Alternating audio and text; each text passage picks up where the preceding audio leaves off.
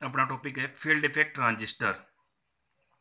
Field effect transistor या फिर इसको यूएफईटी भी बोलते हैं, unipolar field effect transistor. Unipolar यानी इसमें एक ही जंक्शन होता है और जो चालन होता है विद्युत धारा केवल इलेक्ट्रॉन्स या होल्स, एक ही प्रकार के चार्ज कैरियर्स जो बहुसंख्यक आवेशवाहक होते हैं उनके द्वारा ही होता है, इसलिए इसको यूनिपोलर एफईटी बोलते हैं।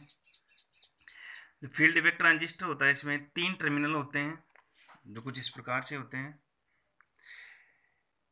3 टर्मिनल होते हैं और इसमें जो धारा का नियंत्रण होता है वो एक निर्वात ट्यूब की भांति होता है। वो 3 टर्मिनल होते हैं, एक तो ड्रेन, एक सोर्स और एक गेट।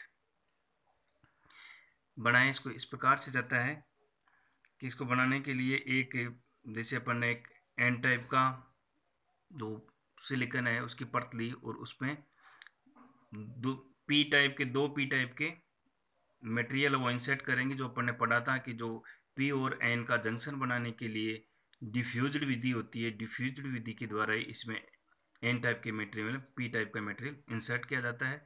इस प्रकार से जो दो पी टाइप के जो इंसर्ट किए गए इन दोनों को कनेक्ट करके एक टर्मिनल बनाया जाता है जिसका नाम होता है गेट, और एक होता है जिसका नाम है जो एन टाइप में है ड्रेन, और एक है सोर्स। तो जो एफईटी में धारा का प्रवाह होता है वो केवल एक ही प्रकार के आवेशवाहकों के द्वारा होता है, इसलिए इसको यूनिपोलर कहते हैं। और बीजेटी की भांति जो एफईटी भी होता है वो एक 3 टर्मिनल वाली युक्ति होती है। इसमें जो 3 टर्मिनल होते हैं वो होते हैं ड्रेन, सोर्स और गेट। और एफईटी होता है वो एन चैनल का भी हो सकता है और पी चैनल का है। यानी अगर जो अपन ने ये जो चैनल यूज किया है, जो परत यूज की है वो एन टाइप की है तो ये एन चैनल टाइप होगा, और अगर पी टाइप का यूज किया है तो ये पी टाइप चैनल होगा। इस प्रकार से जो एन चैनल एफईटी में होता है उसमें धारा का प्रवाह होगा। जो एन टाइप होता है अपन ने देखा था कि एन टाइप बनाते हैं तब पंच संयोजीय शुद्धि मिला दी जाती है, और जो धारा का चालन होता है फ्री इलेक्ट्रॉन्स के कारण होता है। और जो पी टाइप होता है उसमें धारा का चालन होल्स के द्वारा होता है जिसमें तिर संयोजीय शुद्धि मिलाई जाती है। तो इस प्रकार से जो एन टाइप होता है उसमें जो धारा का प्रवाह होता है वो इलेक्ट्रॉन्स के द्वारा होता है, और जो पी होता है उसमें होल्स के द्वारा होते हैं क्योंकि उसमें बहुसंख्यक आवेशवाहक होल्स होते हैं। तो इस प्रकार से एफईटी की संरचना, एफईटी की संरचना है कि एफईटी की एन चैनल तथा पी चैनल चिप पर बनाया जाता है। और एन चैनल एफईटी बनाने के लिए जो एन प्रकार का अर्धचालक होता है उसकी एक पतली छड़ लेते हैं, और इस छड़ के मध्य में 2 विपरीत पी प्रकार के जंक्शन होते हैं, डिफ्यूजर कर दिए जाते हैं, डिफ्यूजर विधि के द्वारा बनाए जाते हैं। तो इस प्रकार से ये जो 2 जंक्शन है, 2 पीएन जंक्शन डायोड है, उससे 2 गेट बनते हैं, और ये दोनों गेट्स को एक दोनों गेट्स के मध्य एक चैनल बन जाता है, क्षेत्र बन जाता है, और इन दोनों गेट्स को आंतरिक रूप से अपन संयोजित कर देते हैं, जिससे एक जो संयोजी शिरा होता है जहाँ से अपन इसको कनेक्ट करते हैं वहाँ पर केवल एक ही कनेक्टिंग वायर होता है जो बाहर निकाला जाता है, जिसे गेट कहते हैं। दोनों गेट को आपस में जोड़ के, तो इस प्रकार से इसका कंस्ट्रक्शन होता है। इसमें 3 टर्मिनल होते हैं। पहला है सोर्स। सोर्स होता है कि इसमें जो बहुसंख्यक आवेशवाहक होते हैं वो चैनल में प्रवेश करते हैं, यानी इनपुट के लिए इसको यूज किया जाता है जहां से बहुसंख्यक आवेशवाहक चैनल में प्रवेश करते हैं। दूसरा होता है ड्रेन। ड्रेन में क्या होता है कि इसमें संयोजी श्रेणी में बहुसंख्यक आवेशवाहक चैनल से बाहर निकलते हैं। जिस टर्मिनल से बहुसंख्यक आवेशवाहक बाहर निकलते हैं उसको ड्रेन कहते हैं। और ये जो गेट होता है वो 2 अशुद्धि क्षेत्रों को आपस में अंतर संयोजित करने से बना होता है, जिसे गेट कहते हैं। और ये सोर्स से ड्रेन की ओर, जो सोर्स से जो ड्रेन की ओर जाने वाले जो बहुसंख्यक आवेशवाहक है उनको नियंत्रित करने का काम करता है। इसका संयोजन होता है कुछ इस प्रकार से होता है कि जो सोर्स और गेट के मध्य जो वोल्टेज होता है उसको VGS कहते हैं, voltage of source and gate and source. और VDS होता है वो होता है voltage of drain and source.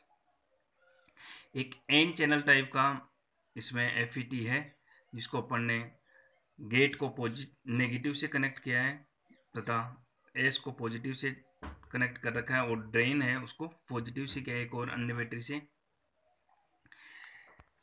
FET की कार्यप्रणाली।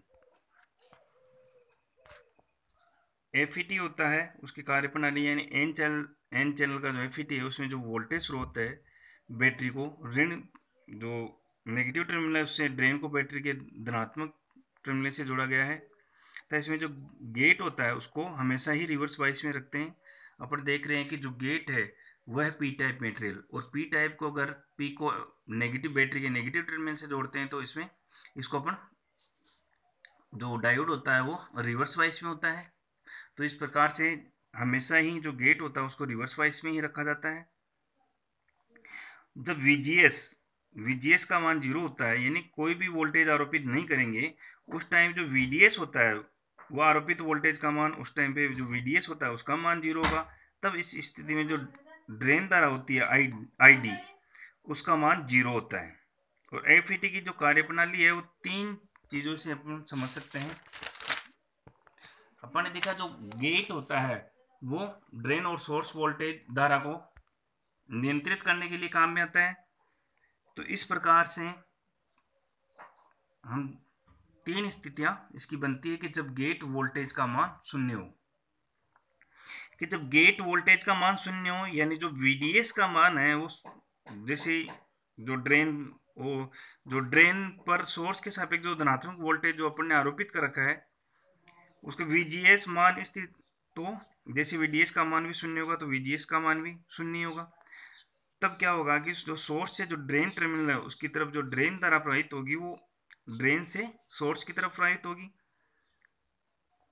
और जब जो गेट टर्मिनल है वो ऋणात्मक वोल्टेज पर हो यानी नेगेटिव वोल्टेज अपन दें गेट टर्मिनल को, तब क्या होगा कि अब गेट टर्मिनल है जी है जो सोर्स एस के सापेक्ष रिवर्स बाइस में होगा, जबकि ड्रेन पर जो सोर्स है एस के सापेक्ष धनात्मक वोल्टेज पर आरोपित होगा। इस स्थिति में अक्षय क्षेत्र होगा डिफ्लेक्शन क्षेत्र, उसकी मोटाई में ड्रेन के पास ही मतलब इसकी मोटाई बढ़ जाएगी। इसकी मोटाई बढ़ने से जो चैनल होगा उसकी मोटाई कम होगी, इस कारण से जो प्रतिरोध होगा वो बढ़ जाएगा और चैनल से जो धारा प्रवाहित होगी वो ड्रेन धारा आईडी का मान कम हो जाएगा। अपन ने इसको संयोजित कर रखा है कि जैसे पी है, पी टाइप क्षेत्र है तो पी में होंगे होल्स होंगे वो नेगेटिव से अट्रैक्ट होंगे, और जो ड्रेन है ड्रेन में इलेक्ट्रॉन्स हैं ये बैटरी का पॉजिटिव टर्मिनल जोड़ रखा है तो पॉजिटिव से ये अट्रैक्ट होंगे। तो इस प्रकार से ये जो क्षेत्र बनेगा डिप्लेशन क्षेत्र, इसकी जैसे जैसे वोल्टेज बढ़ाएंगे इसकी चौड़ाई बढ़ती जाएगी।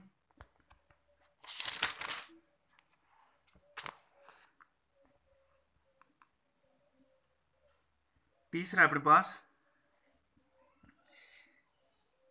जब ऋणात्मक वोल्टेज का मान बढ़ाया जाए,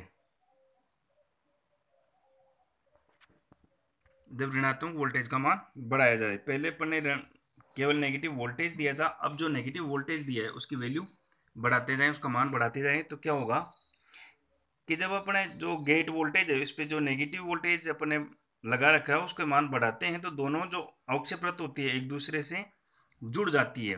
जो अक्षय क्षेत्र बना हुआ है डिफ्लेक्शन क्षेत्र वो आपस में जुड़ जाता है, और इस स्थिति में जो ड्रेन धारा होती है उसका मान न्यूनतम हो जाता है और कांस्टेंट भी हो जाता है, क्योंकि जो डिफ्लेक्शन क्षेत्र है वो आपस में कनेक्ट हो गया।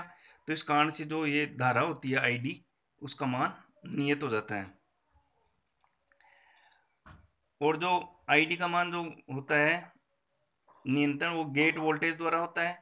तो गेट सोर्स वोल्टेज होता है जो VGS, वह मान जिस पर जो ड्रेन धारा होती है पूर्णतः कांस्टेंट हो जाती है उसे पिंच ऑफ वोल्टेज कहते हैं, VP पिंच ऑफ वोल्टेज कहते हैं। और